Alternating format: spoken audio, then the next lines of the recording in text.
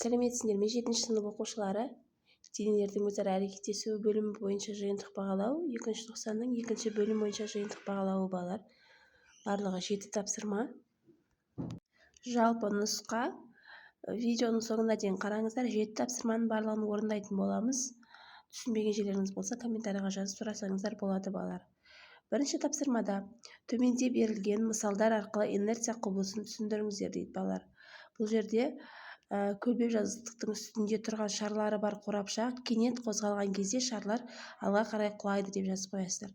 Келесі 2-ші тапсырмада масса, салмақ және ауырлық күші ұғымдарын көрсететін суреттерді анықтаңыз дейді. Балар, бірінші суретімізде бізде масса болады, өйткені ауыр затты орнынан жылжытып жатыр, көріп тұрсыздар.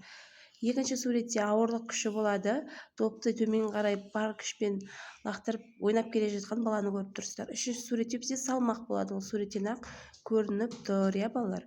Келесі 3-ші тапсырмада физика оқулығының массасы 2,2 кг дейді балалар. А тапсырмада оның жердегі ауырлық күшін анықтаңыз. G бізде 9,8 ньютон бөлінген килограмм. Б тапсырмасында Марстағы еркін түсу үдеуі жердегіге қарағанда 2,6 есе кіші болса, оқулықтың Марстағы салмағын анықтаңыздар дейді балалар. Ең алдымен есептің берілгенін жазып алайық. Масса тең 2,2 кг, G бізде 9,8 ньютон бөлінген килограмм.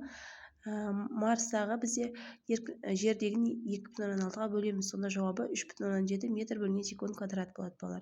Табуымыз керек ауырлық күшін және салмақты. Формуламызға салайық. Ауырлық күшінің формуласы F тең m көбейтілген G.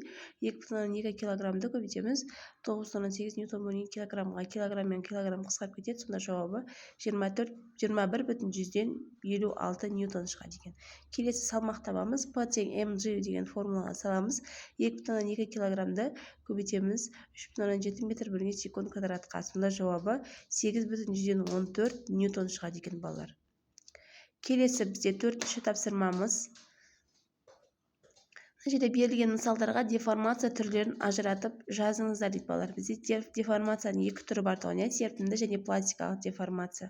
Мына жерде берілген сөздерді сол 2 деформацияға бөліп жазуымыз керек.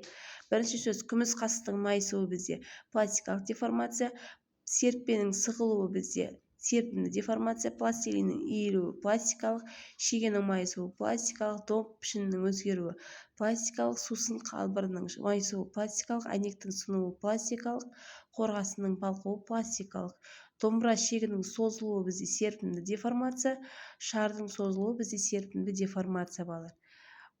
Ары қарай келесі 5-ші тапсырмамыз. Қатаңдығы 300 ньютон бөлінген метр серппе 50 мм-ге созылды. Жүкті осындай деформацияға ұшыратқан күштің шамасы неге тең дейді балар. Есептің берілген жүзі К тең бізде 300 ньютон бөлінген метр, X тең бізде 50 мм-ге тең. 50 мм-ді қыбыжыға келтіріп аламыз, метрге айналдырып аламыз. Сонда 50 көбейтілген 10-3 дәрежесі метр болады балар. Серпімдер күшін табуымыз керек. Серпімдер күшінің формуласы F тең К көбейтілген X. Осы формулаға саламыз. 300 ньютон бөлінген метрді көбейтеміз 50 көбейтілген 10-3 дәрежесі метрге. Сонда есептесек балар, жауабы бізде 15 ньютон шығады екен.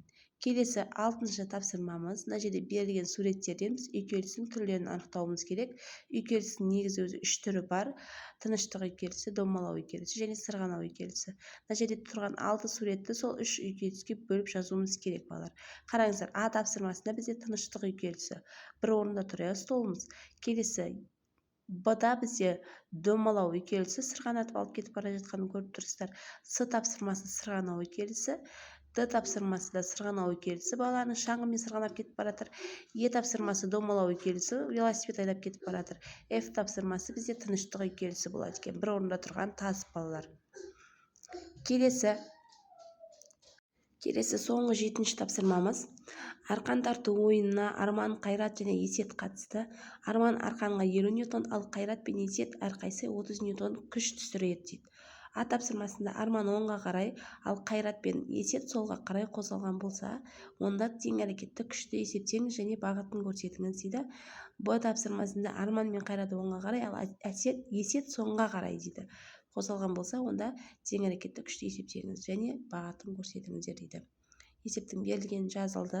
Тең әрекетті күшті табуымыз керек. А тапсырмасында арман оңға қарай, ал қайрат пен есет солға қарай болатын болса, қайрат пен есеттікін бір-біріне қосып армандікін азайтамыз. Сонда 30 ньютонға қосамыз 30 ньютонды, одан азайтамыз 50 ньютонды. Жауабы 10 ньютон шығады екен балалар. Келесі Б тапсырмасында арман мен қайрат оңға қарай, ал есет солға қарай дейді. Сонда арман мен қайраттікін қосамыз, есеттікін шыққан саннан азайтамыз. 50 ньютонға қосамыз 30 ньютонны, шыққан саннан 30 ньютонды азайтамыз. Сонда жауабы 50 ньютон шығады екен балалар. Балалар, осымен бізде 2-ші тоқсанның номер 2 бөлім бойынша жиынтығы денелердің өзара әрекеттесуі бөлімі бойынша берілген жалпы нұсқадағы 7 тапсырманың барлығын шығарып аяқтадық. Түсінбеген жерлеріңіз болса комментарийға жазып, ұнаған болса лайк басып қойыңыздар.